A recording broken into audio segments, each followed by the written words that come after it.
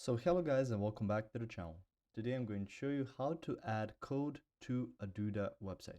So first let's find some code. So from there just type in some code examples. So you can see something for, let's say, this. And you can just take it through here. So let's just select it. And from there I just selected this code. After that, let's go back to here.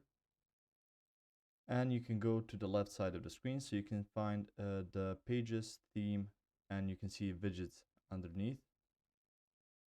So once you go to your widgets, you will see the options like accordion, text, image, icon, click to call, media scanner, photo gallery, button, contact form, large title, and you can see HTML. So if I want to put it on here, for example, you can see right now I'm given the option to do something to it. So you can see and just paste that code to here. So right now I have that code on there. Afterwards, I can just click on update to put the code that I've typed out here into the HTML widget that I pasted to my website. And from there, you can even see some other options like dev mode. So you can see it looking something like this. So you have some more control. You can also close down.